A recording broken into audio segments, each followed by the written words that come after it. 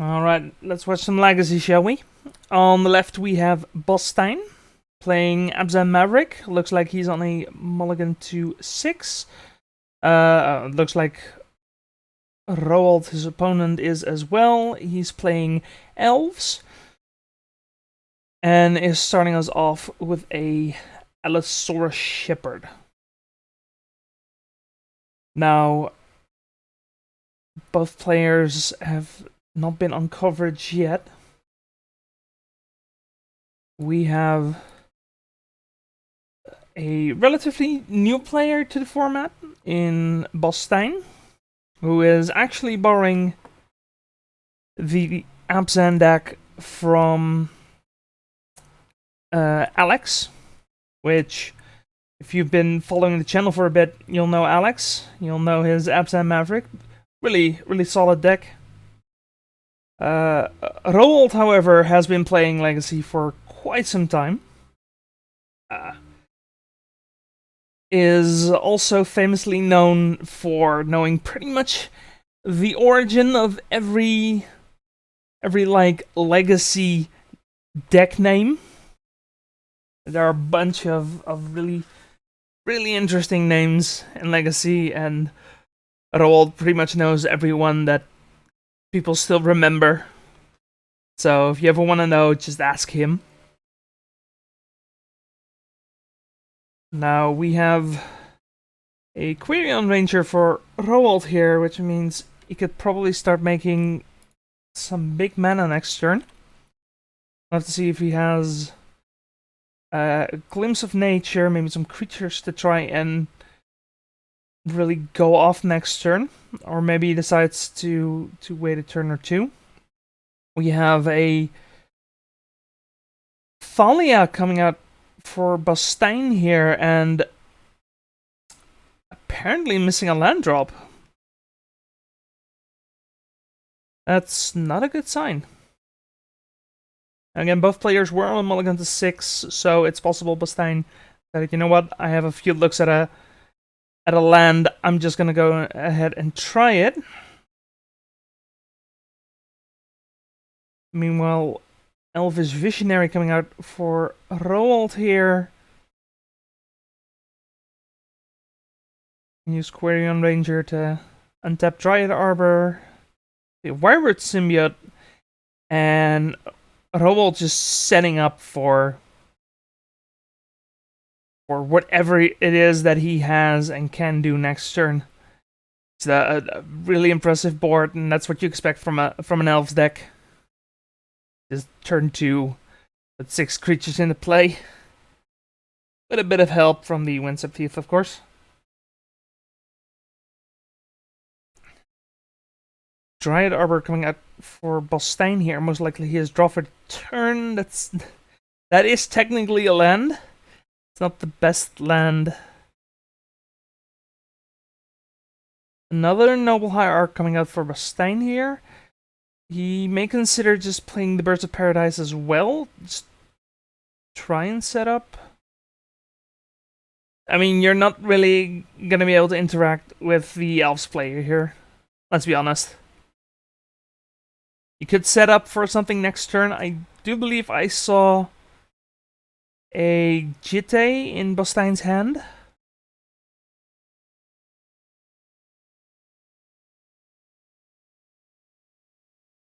Now, if Bostein can get a few turns setting up the Jitte, that can end up being incredibly dangerous.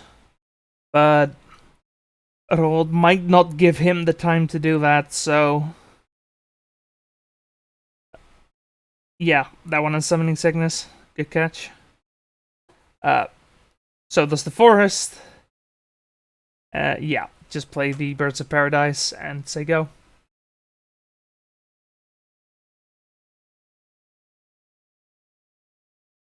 As always, worth remembering, this is Ed. Just your regular. I want to say Friday Night Magic, but it's not Friday. It's Wednesday. So Wednesday Night Magic, just a regular rules enforcement level. No shenanigans. No no judge required. Just casual. No, it's just some regular games of Magic. Regular as far as Legacy is concerned, which is still not that regular, let's be honest. As we see Natural Order coming out here, putting Craterhoof Behemoth into play. There are now 5 creatures. So, not sure. I think that's lethal. Yeah, that is gonna be lethal, and we are going to game 2. Alright, for game 2, we have Bostein on a mulligan to 5, and Roald, unfortunately, on a mulligan to 4. It happens, it happens. A bit of a slow start to the evening, just 2 decks kind of doing their own thing, as often happens with Elves against the non-blue deck. Ooh, looks like Bostein kinda turned his deck upside down here, and I hate it. I hate it when I pick up my deck and I look at my deck and then some cards are upright and then some are not, and it's just the worst. It's just the worst. So we're gonna see turn 1 Greenstone Zenith for a Dryad Arbor, just setting up hopefully for a pretty good turn 2 play. Though we'll have to see. Roald's most likely just gonna start playing his hand in hopes that he's going to find something to do. I would imagine. When you mulligan to 4, it's usually just I'm mulliganing to something that actually does something. You know? Like a hand that actually plays Magic. Doesn't have to be good Magic, just give me a land, give me some things to cast, and it's gonna be great. Just draw something. So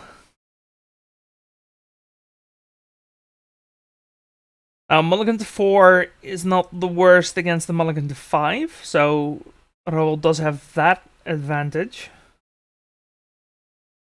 We see, I think that's Horizon Canopy.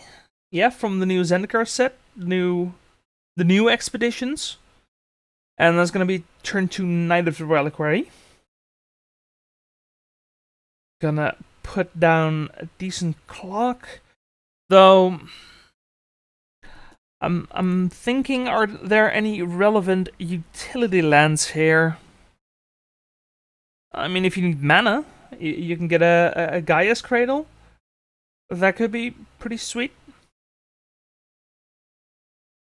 That is a... Wow, hang on. That is a Birchlore Rangers. Right. Some of these Elves cards are just a green wash for me. Like, if you can tell them apart, then good for you. I'm having trouble here. But yeah, that's a Birchlore Rangers for Roald here, so he's definitely has some mana under him now. Let's see if we can actually get some card draw going. He does have Scavenging Ooze, which is maybe going to keep him alive here in the long term. Just even if it just buys him a turn or two, that's fine. Oh yeah, I was looking at the utility lands that Bostein might be looking for here. Now, I'm not sure if Bostein is playing Maze of Ith. Probably not. He's playing Wasteland. He's playing Yavimaya, which could be relevant. Looks like he did bring in Plague Engineers, which is good. Plague Engineer, an incredibly powerful card in his matchup. Though not as game-ending as one would like it to be. Elves very correctly saw the writing on the wall and decided, you know what? We're going to start playing Natural Order. We're going to start playing Progenitus. I don't need a board. I'm just gonna play a 10-10 with protection from everything, it's probably gonna be enough, right? I mean, usually against the decks that play Plague Engineer, it is. There might be one or two that I can think of, one or two right now. So you have an idea of a deck that would play Plague Engineer that can also just race you. Then please leave it in the comments. I can't think of a single deck right now. Maybe this one. Like that Knight of the Reliquary gets real big real fast. To be fair. But second Green Sun Zenith. Gonna find a second Knight of the Reliquary here. There are 2 lands in the graveyard, so they're both 4/4. Definitely presenting a clock here.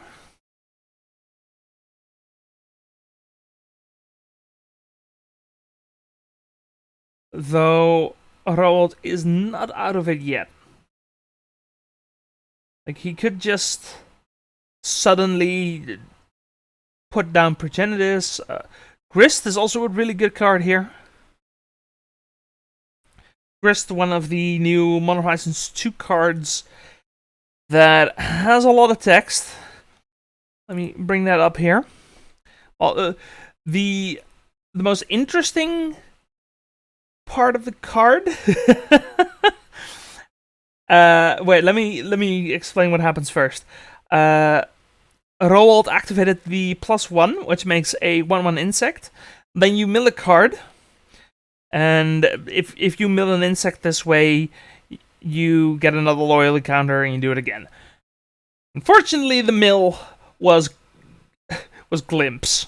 That's not what you want to be milling. That's what you want to be playing. But you know, it happens. But the thing that makes Grist really interesting, especially for Legacy, is that if it's anywhere that's not on the field, it is a 1/1 insect creature in addition to everything else, which means you can actually find it off Green Sun Zenith. Now, both of these decks are Green Sun Zenith decks. I believe they are also both playing Grist. Aside from just the 1/1s that come out of it, aside from the fact that you can find it really easily, the -2 you can sacrifice a creature, and when you do, you destroy a creature or a planeswalker, which is a really powerful effect, especially given that you make the 1/1s that then get sacrificed. So it's a very potent effect, especially for the opportunity cost to just put one in your deck when you're playing a Green Sun Zenith deck. In this case, the 1/1 insects are very good blockers. Definitely appreciate it.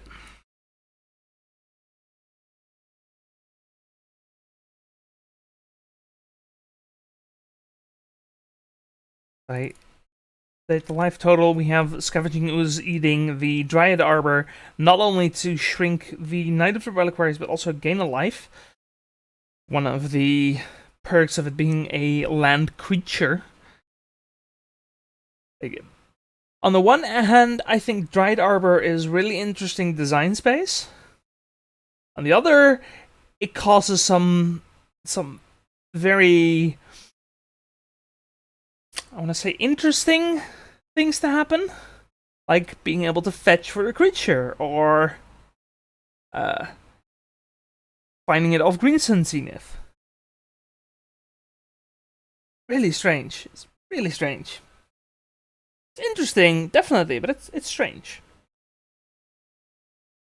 Now, we had Green Sun Zenith here from Roald for a Wyred Symbiote. Gonna be able to protect the creatures that he has. The couple of them. The Wyred Symbiote was exactly exactly elves, right? Or am I thinking of a different? Yeah, it's return an elf you control. So it won't save the scavenging ooze. I mean, it wouldn't save the insect anyway, but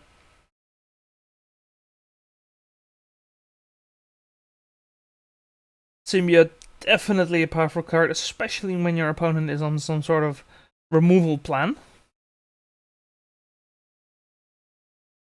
Now, Bostein's deck does have a bunch of removal, though we haven't seen a lot of it.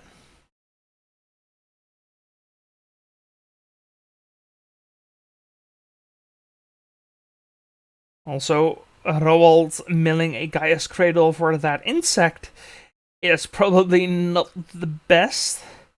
Now we have Wasteland. Gonna take Roald off black. It's actually, what am I talking about?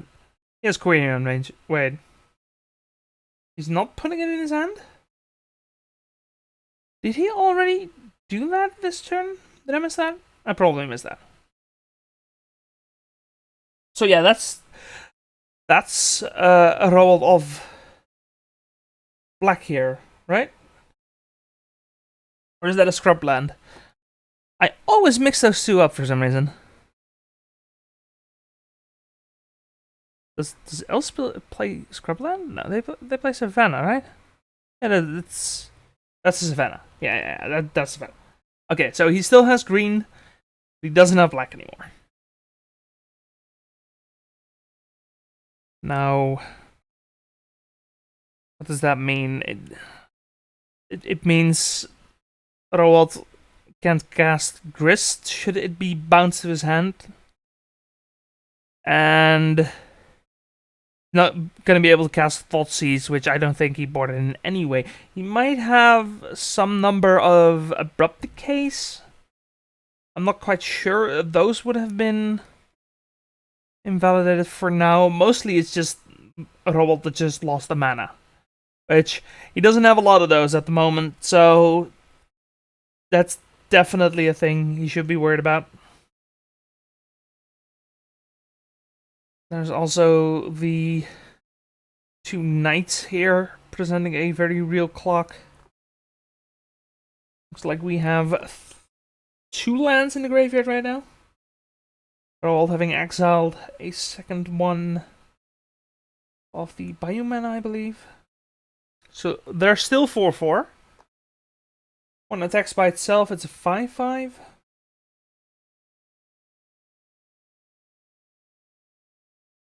Looks like it is attacking by itself.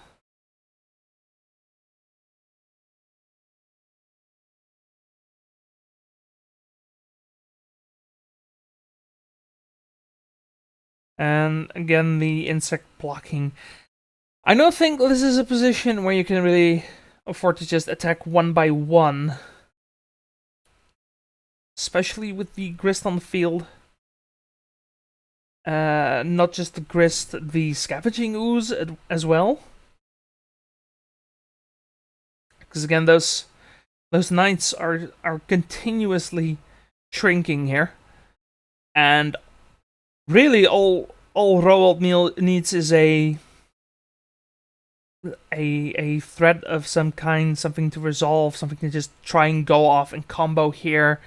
Now, Bostein could still draw Plague Engineer, and that would make Roald's life here a lot harder. Actually, no, yeah, now that I think about it, Grist does have insects to mill. Wirewood Symbiote is an insect. So if Grist pluses, then mills a Wirewood Symbiote, it pluses again, essentially, which sometimes that's what you want, but not always.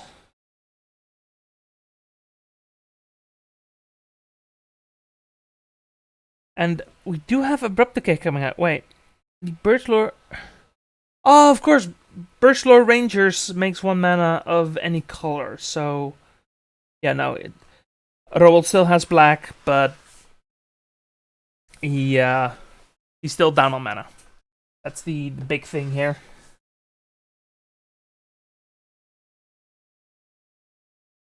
And while that is relevant at this point, it's not the most relevant thing.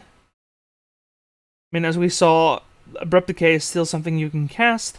Gonna take care of one of the knights, which definitely gives Rowold some breathing room here.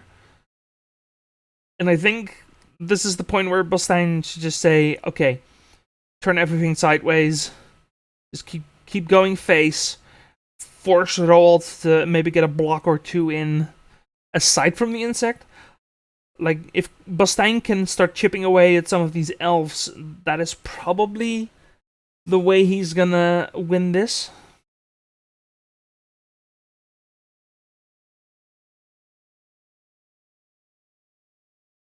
Rowold blocking with Burslaw Rangers, gonna bounce it off the Wirewood Symbiote.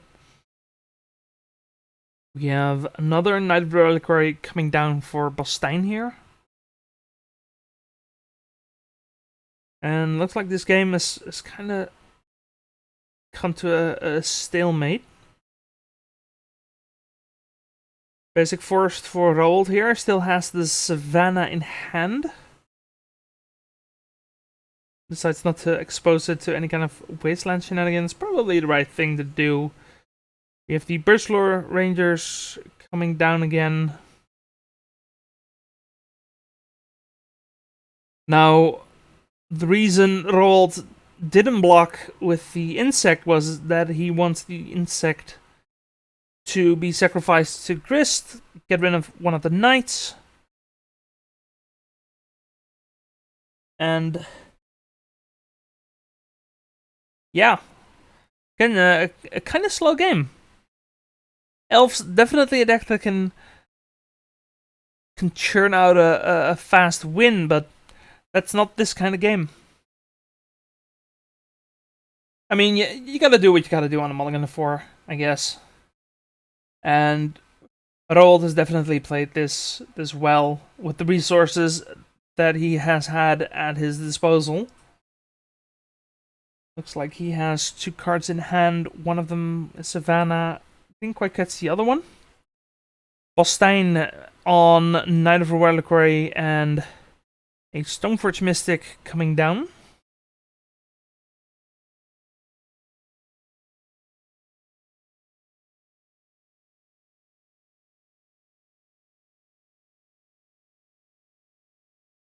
Gonna take a look-see here. Again, Bostein, not a very experienced Legacy player, but that's alright. We don't mind. Kinda slow start to the evening. Giving me some time to get back into casting. I usually do one of these evenings just all in one go, so having a bit of a slower round 1 is definitely appreciated here. I'll probably get a drink in between rounds as well.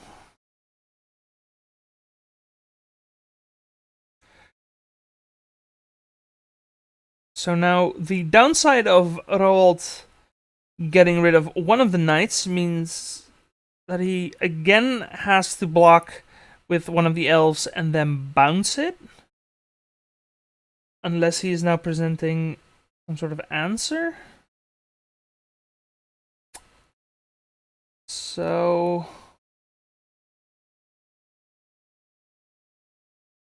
looks like the Scavenging Ooze is eating a creature here. I think, yeah, Rowold blocked with the Burslaw Rangers. Then before bouncing the Burslaw Rangers, decided to just make a mana, grow the Skoos, and then bounce it. Which it's just one of those little things, those little optimizations that really comes with mastering a deck. And Legacy is definitely a format where if you master your deck, you're gonna get so much more out of it. Legacy is the format where the deck reflects the player, and You can really see when someone knows their deck. Which, unfortunately, does make it a bit harder to get into. But once you do put in the time and the effort, Legacy is really a very rewarding format because of it. Because nobody knows your deck quite like you do.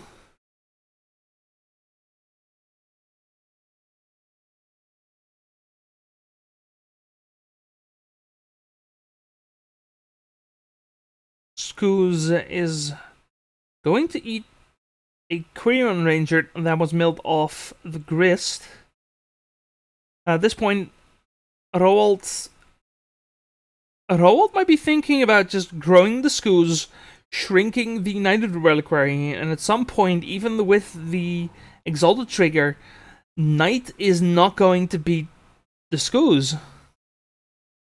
Now, right now, the Scooz is a 5/5. Looks like there's still 1 mana open.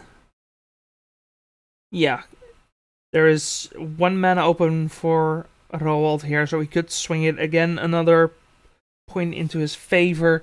The Knight looks like a 5/5. And I think that means... So the Knight attacks, Exalted Trigger becomes a 6/6. Then... No, the Scooz is not big enough yet. Needs 1 more mana to do that.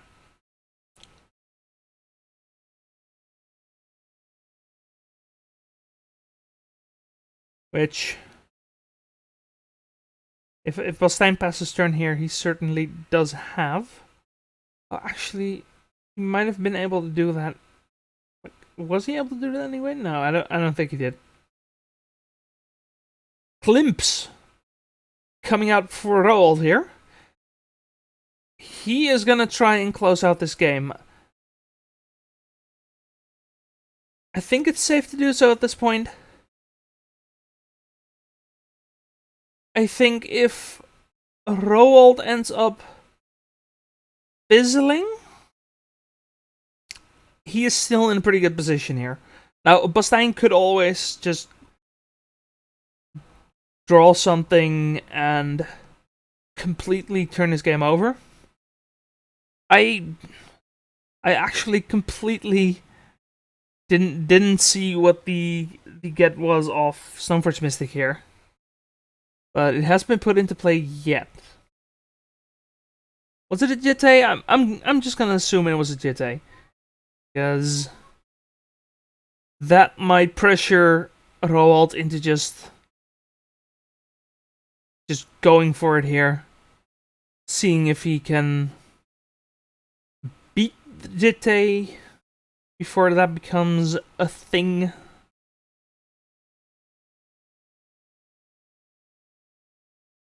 Even still, he is clocking up the board pretty decently here.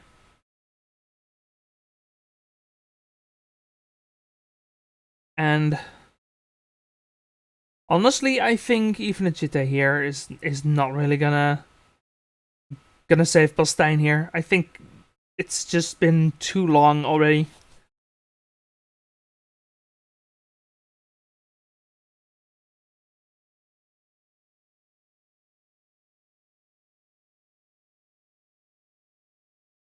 We have another Quirion Razor being milled here. That is a Gaia's Cradle. Now, Roald has, let's see, 3, 4, 5, 6, 7, I think 8 mana.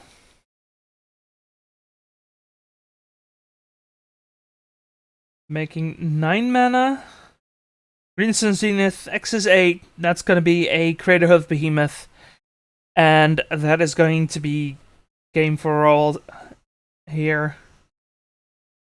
So, again, despite a mulligan to 4, Roald here, just partly because Bastijn was, of course, on a mulligan to to 5, but also just Roald knowing his deck and being able to navigate from a very precarious situation into a winning board state. So, very nicely played.